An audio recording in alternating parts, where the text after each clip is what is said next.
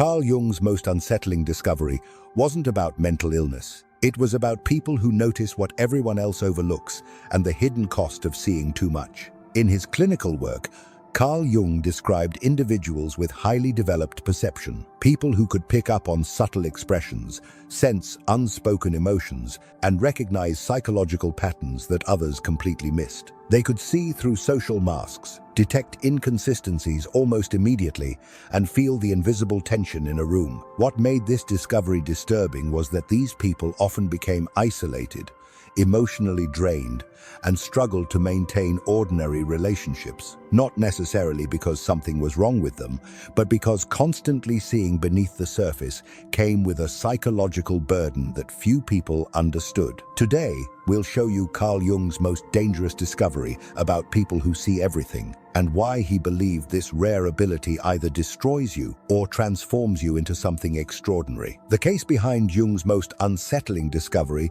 began with a patient he mentioned in his private notes, a deeply introverted, intuitive woman who sought his help in 1913 during the period of psychological turmoil Carl Jung experienced after separating from Freud. She represented what he would later describe as one of the rarest psychological types and possessed what he referred to as an undifferentiated form of intuitive perception. She could enter a room and almost immediately sense its emotional atmosphere, who was being dishonest, who was carrying hidden pain, and who was concealing resentment. Carl Jung observed that she had an unusual ability to perceive unconscious material in other people. Yet instead of benefiting from this sensitivity, she seemed to experience it as a source of significant psychological distress. She couldn't engage in small talk because she saw through every social facade.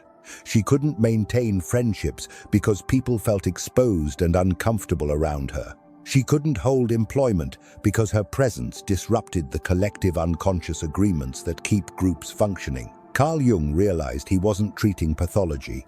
He was observing what happens when the unconscious becomes too conscious, when perception becomes too differentiated for social survival. He described her as having an almost unsettling ability to read people with remarkable accuracy. She would speak about their hidden motives and private emotions as though she could see beneath their thoughts.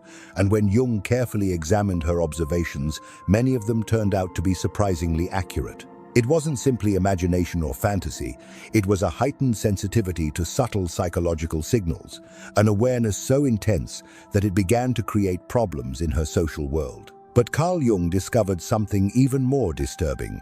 Because this patient's extraordinary perception seemed impossible to explain, Carl Jung began investigating what he would later term participation mystique, the psychological phenomenon where individuals with highly differentiated intuition become overwhelmed by unconscious contents from others. Carl Jung wrote that there are those among us whose psychic apparatus is so finely tuned that they absorb not merely conscious communications, but the entire unconscious atmosphere of their environment. Modern research on highly sensitive people, including the work of psychologist Elaine Aron, suggests that a significant portion of the population has heightened sensitivity to sensory and emotional information. But Jung's typology points to something more specific: the introverted intuitive type, which he described as uncommon and characterized not simply by deep feeling, but by an intense ability to recognize underlying psychological patterns and subtle unconscious signals.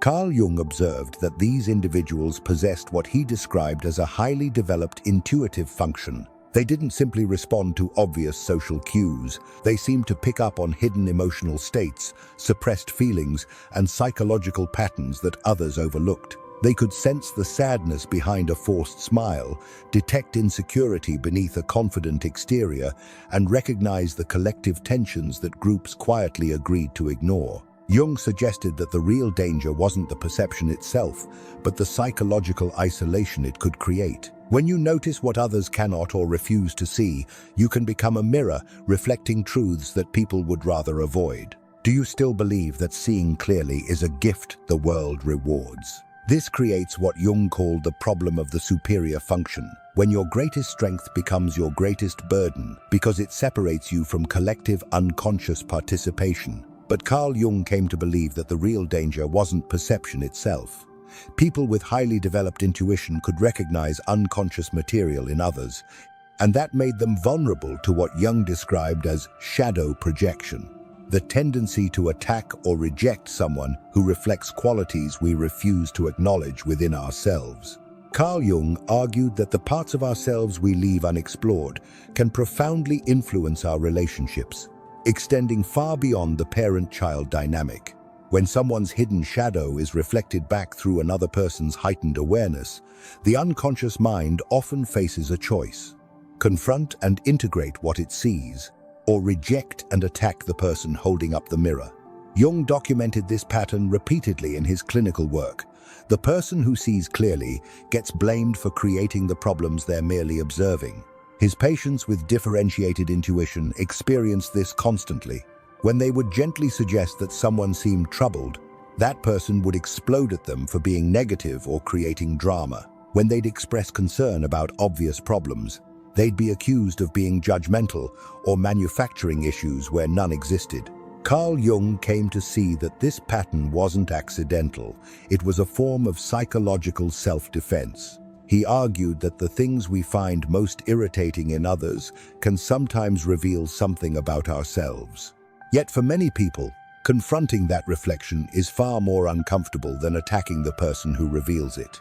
This can create what Jung described as a scapegoat dynamic. Highly perceptive individuals may become the problem within a group, not necessarily because they create conflict, but because their awareness exposes tensions and contradictions that everyone else would rather ignore. In that sense, the person who sees too clearly can become a container for everything the group is unwilling or unable to acknowledge about itself. This pattern explains why these individuals don't just feel misunderstood, they feel systematically targeted by a force they can't rationally explain. But Jung's most disturbing discovery was still to come. Because he observed that overwhelming perception manifested differently in different individuals, he identified 4 distinct patterns within the introverted, intuitive type, each representing a different way of processing unconscious contents from others. The first is the feeling intuitive. Jung documented patients who combined introverted intuition with differentiated feeling function. These individuals don't just see what's happening psychologically, they feel it in their own bodies. They absorb others' emotions so completely that they often can't distinguish between their own feelings and those they've unconsciously absorbed. Jung wrote that the feeling intuitive lives in a state of perpetual emotional contagion, experiencing the unlived emotions of everyone in their environment. The second type is the thinking intuitive. These individuals have a remarkable ability to recognize psychological patterns and anticipate how people are likely to behave. Jung suggested that they could sometimes sense the direction of a failing relationship, an approaching career crisis, or a personal breakdown long before the signs became obvious to everyone else. Their predictions weren't necessarily based on conscious reasoning, but on an unconscious ability to connect patterns and recognize where hidden psychological processes were leading. The third is the sensation intuitive type. Jung described individuals who seemed unusually sensitive to the physical signs of psychological states in others. They could notice signs of exhaustion before someone admitted they were tired, sense bodily tension linked to emotional distress, and sometimes become aware of physical changes before they were openly recognized. Jung viewed this heightened sensitivity as a kind of early warning system, allowing them to pick up on subtle signs of psychological or physical discomfort within their environment. The fourth and rarest type Jung encountered was the pure intuitive, which combined introverted intuition with what he called undifferentiated auxiliary function. They saw everything but had difficulty organizing or expressing their perceptions coherently. Jung observed that they live in a state of perpetual overwhelm, receiving vast amounts of unconscious information without adequate psychological structure to process it constructively. Understanding your specific pattern is crucial because each type requires different approaches to what Jung called the integration challenge. But first, you need to understand why Jung considered this discovery so dangerous. Because Jung observed the devastating effects of undifferentiated perception on his patients, he concluded that seeing everything without proper psychological integration posed genuine dangers to both individual and collective well-being. He identified 3 specific dangers that made this discovery so threatening. Because Jung observed the devastating effects of undifferentiated perception on his patients, he concluded that seeing everything without proper psychological integration posed genuine dangers to both individual and collective well-being. He identified 3 specific dangers that made this discovery so threatening. The first is what could be called collective unconscious disruption. Jung suggested that a person who perceives too deeply can challenge the unspoken assumptions that help keep groups stable. When someone begins seeing through the shared illusions that hold a family, organization, or community together, they may expose truths everyone else has quietly agreed to ignore. These groups often depend on unconscious agreements about what can be acknowledged and what must remain hidden. A highly perceptive person can disrupt those agreements without intending to, simply by refusing to ignore what they genuinely see. The second is psychological isolation. Jung documented how differentiated perception creates what he called the problem of superior function, when your greatest psychological strength becomes the source of your greatest suffering. He wrote that the curse of consciousness is that it cannot be shared with those who do not possess it. The individual becomes an island of awareness in an ocean of unconsciousness. This isolation isn't just social, it's existential. These individuals often report feeling like they're living in a different reality from everyone around them. The third, and perhaps most dangerous, is identity dissolution. Jung observed that people who constantly absorb the unconscious emotions and psychological material of those around them can gradually lose touch with their own authentic identity. They become so overwhelmed by what they pick up from their environment that it becomes difficult to separate their own feelings, thoughts, and desires from those they have unconsciously absorbed. Jung described a related state as participation mystique, where the boundaries between the individual and the surrounding psychological environment become blurred. The danger, then, isn't simply social isolation. It is the gradual erosion of individuality, the point where a person becomes so consumed by the emotions and expectations of others that they can no longer clearly recognize where everyone else ends and they begin. This is why Carl Jung considered the integration of superior perception not just therapeutically important, but psychologically urgent. Because unintegrated superior perception posed such dangers, Jung developed what he called the individuation process, a systematic approach to maintaining individual identity while developing conscious relationship with unconscious contents. The first phase is recognition and differentiation. Jung taught his highly perceptive patients to first recognize when they were absorbing psychological material that wasn't their own. He called this conscious discrimination, the ability to distinguish between authentic inner experience and unconsciously absorbed external content. Jung wrote that the first task is to establish what belongs to you and what belongs to others. Without this discrimination, there can be no individual development. As a technique, Jung instructed patients to spend time in complete solitude daily, allowing absorbed material to settle so they could recognize their own authentic psychological voice. The second phase is shadow integration. Jung discovered that people who see others' shadows clearly often do so because they haven't integrated their own. The more you deny your own capacity for deception, selfishness, or cruelty, the more disturbed you'll be by seeing these qualities in others. Jung wrote that everything that irritates us about others can lead us to an understanding of ourselves,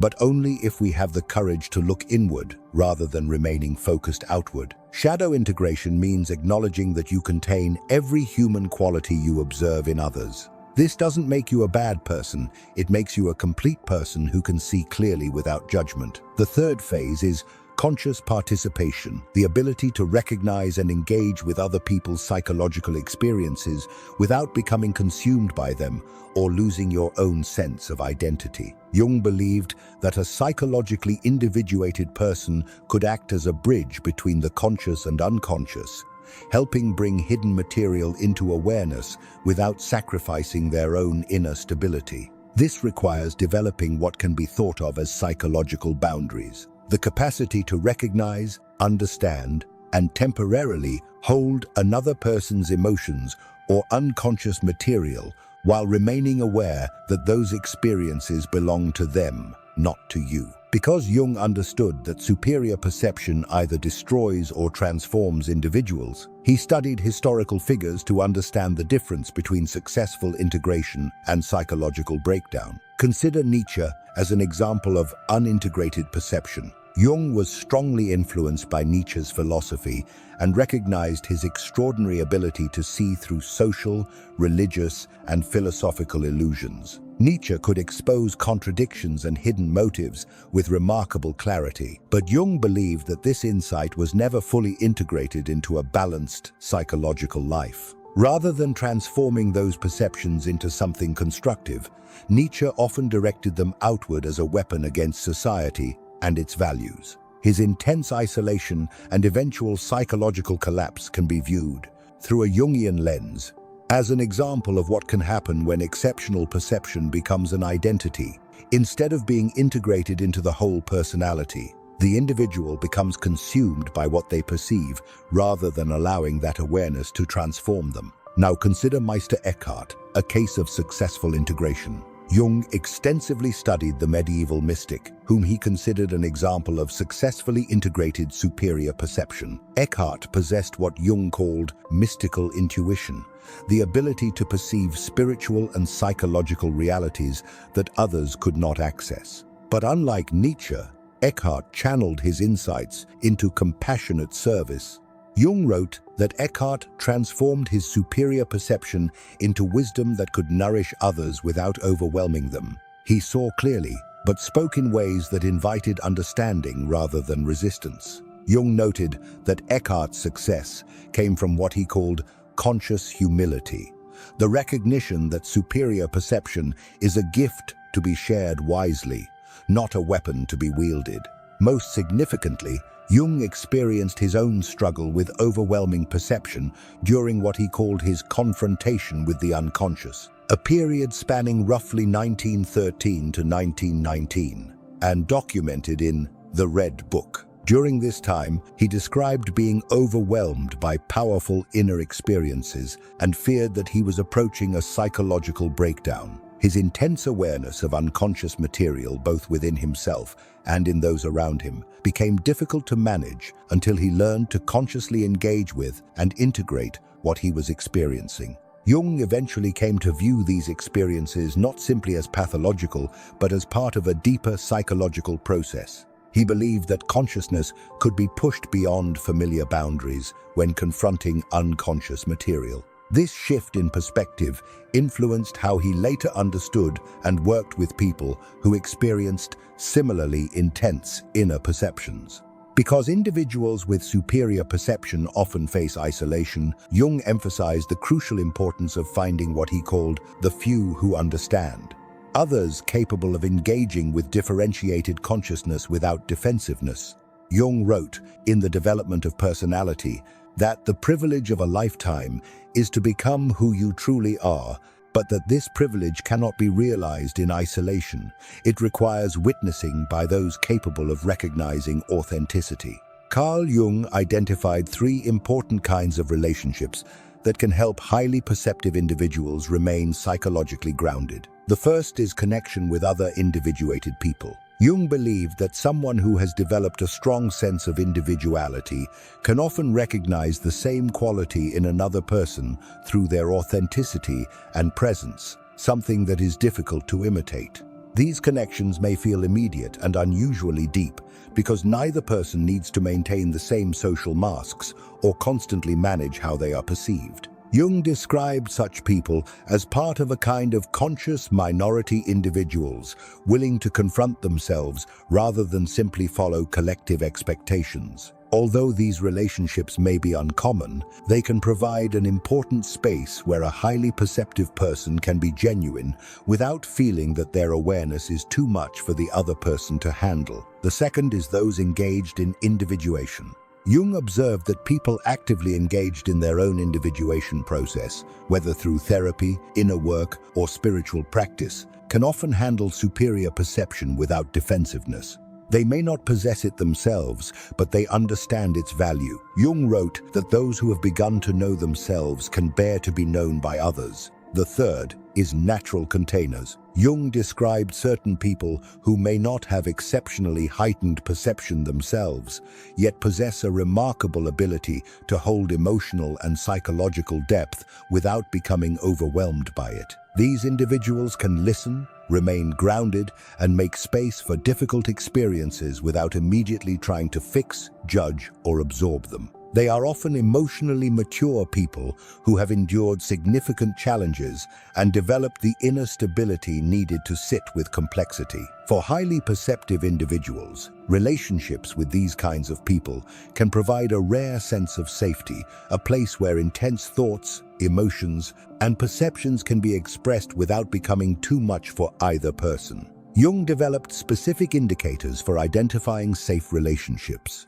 They ask genuine questions about your observations rather than immediately defending against them. They can acknowledge their own contradictions and limitations without shame. They demonstrate what Jung called psychological mindedness, an interest in inner reality. They maintain emotional stability when confronted with uncomfortable truths, and they show genuine curiosity about consciousness and growth. Carl Jung also emphasized the importance of being careful about how you share your perceptions with others. Start with small, gentle observations and pay attention to how the person responds. Do they become defensive, dismissive, or genuinely curious? Their reaction can tell you how much psychological depth they are prepared to handle. From there, you can gradually share deeper insights as trust and openness develop. Most importantly, perceptions should be offered as possibilities rather than presented as unquestionable truths. The goal isn't to find people who blindly agree with everything you notice. It's to find people who can consider your observations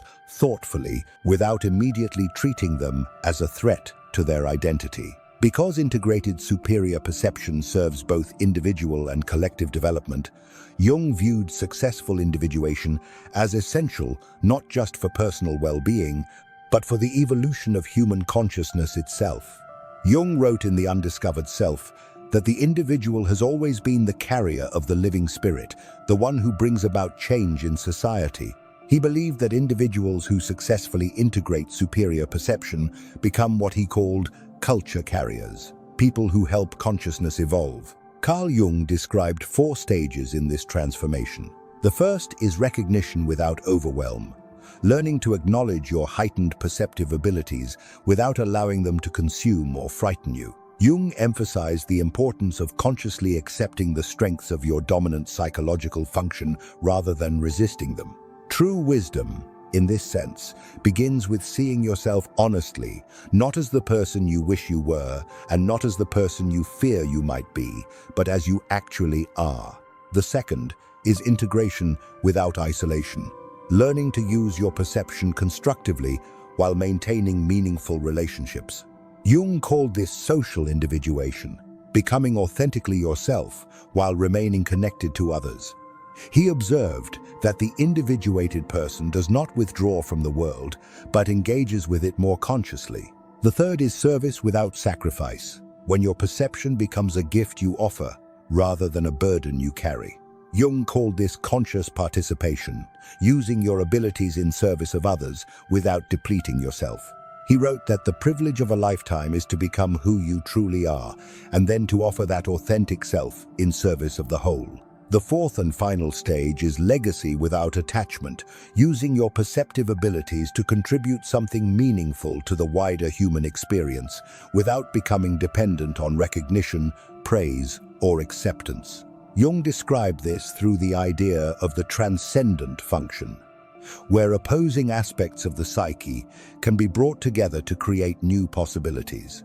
The individuated person, in this sense, does not use their insight simply to prove themselves right or gain approval.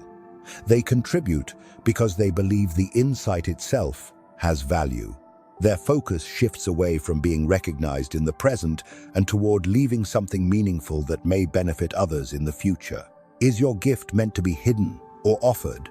Jung believed that individuals who successfully integrate superior perception serve a vital evolutionary function. They see what collective consciousness is not yet ready to acknowledge, helping to prepare humanity for necessary developmental steps. He wrote that what is not brought to consciousness comes to us as fate. Highly perceptive individuals who learn integration help make unconscious contents conscious before they manifest destructively in collective behavior. But Carl Jung warned about specific pitfalls that can derail this transformation. Because the path of integrating superior perception contains specific dangers, he documented the most common ways individuals derail their own process. The first is the inflation trap. Jung wrote extensively about psychological inflation, the state that occurs when someone becomes overly identified with their strongest psychological function instead of integrating it into a balanced personality. He warned that when the ego begins identifying with an archetype, a person can develop an exaggerated sense of importance that gradually separates them from ordinary human relationships.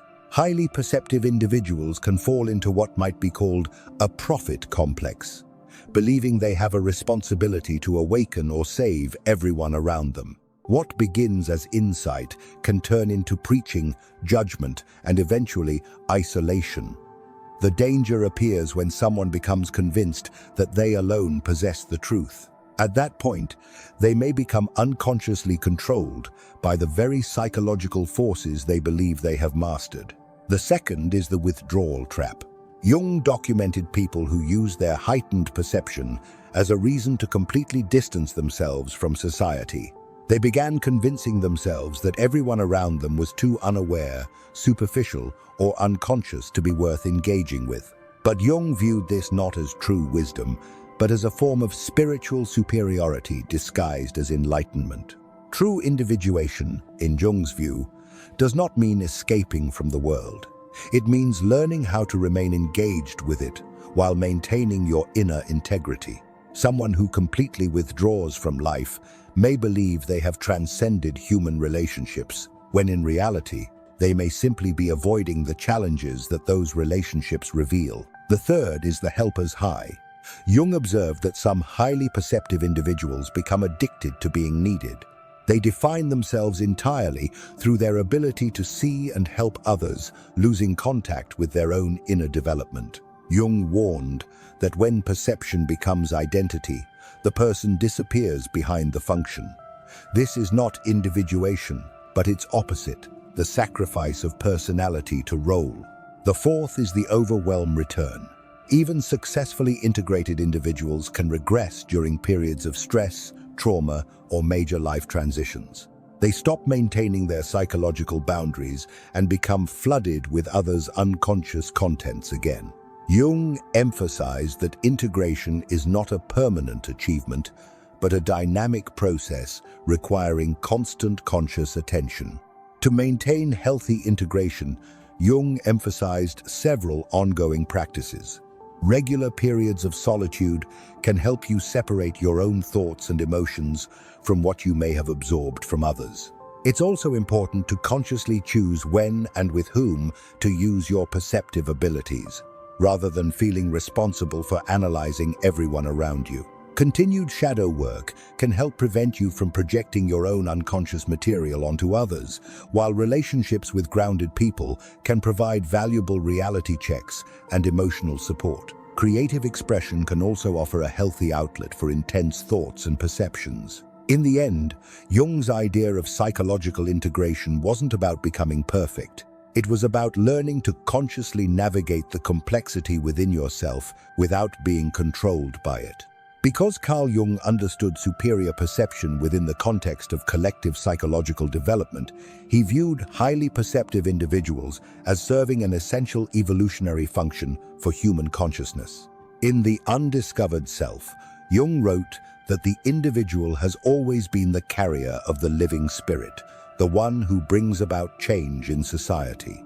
He believed that people with superior perception serve as what he called consciousness pioneers, individuals whose psychological development precedes collective readiness. Carl Jung suggested that throughout history, highly perceptive individuals sometimes emerged before society was ready to understand or accept what they could see.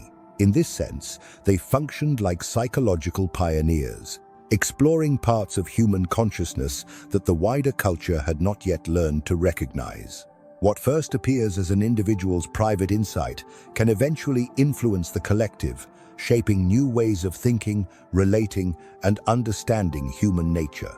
The individual, in this view, becomes a kind of laboratory for consciousness experiencing and exploring ideas that may eventually contribute to broader cultural transformation. Carl Jung believed that in the modern era, highly perceptive individuals might be sensing psychological patterns that explain collective behavior, environmental and social unsustainability before it becomes obvious, spiritual possibilities beyond current religious frameworks, technological implications that others haven't considered, and collective shadow contents that need conscious integration. His insight was that the sensitive individual feels the collective problems first and most intensely, and that their personal symptoms often reflect what the entire culture needs to address. Jung's most important insight was that heightened perception becomes valuable when it is consciously integrated rather than allowed to become a source of suffering. The goal is not to become a martyr to your own awareness, but to become a bridge between what exists now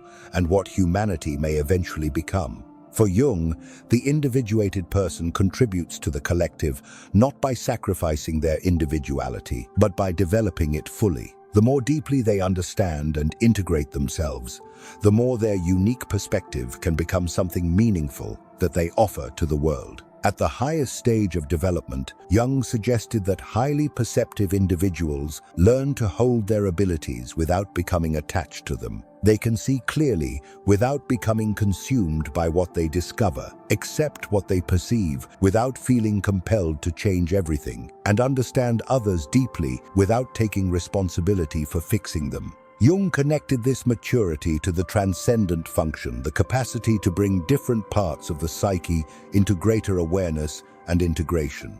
At this level, consciousness doesn't need to be forced onto others through preaching or judgment. Instead, it becomes something you embody naturally, allowing your way of living to demonstrate a more conscious way of being. Remember Carl Jung's patient from 1913, the introverted intuitive who came to him during his own psychological crisis? After 3 years of working with Jung's individuation process, her life transformed completely. She learned to distinguish between her own psychological contents and what she absorbed from others. She found work as a counselor where her differentiated perception helped troubled individuals. She built relationships with people who valued her insights rather than fearing them. Most importantly, she stopped experiencing her superior perception as a curse and began understanding it as what Jung called a gift requiring conscious development. Jung wrote about her transformation that the patient learned not to see less, but to see more wisely. Not to perceive less deeply, but to engage more consciously with what she perceived. Her gift remained intact, but her relationship to it became integrated rather than overwhelming. This may be the most unsettling conclusion in Jung's work. Some individuals seem capable of perceiving psychological realities that the people around them are not yet prepared to recognize. That heightened awareness can become a burden, leading to isolation, exhaustion, and overwhelm. But when it is consciously integrated, the same sensitivity can become a source of growth, allowing the individual to contribute new perspectives that may help others evolve psychologically. Your heightened perception isn't necessarily a flaw in your psychology. It can be understood as a form of advanced awareness, a capacity to notice things others may overlook. You're not broken simply because you perceive what others don't.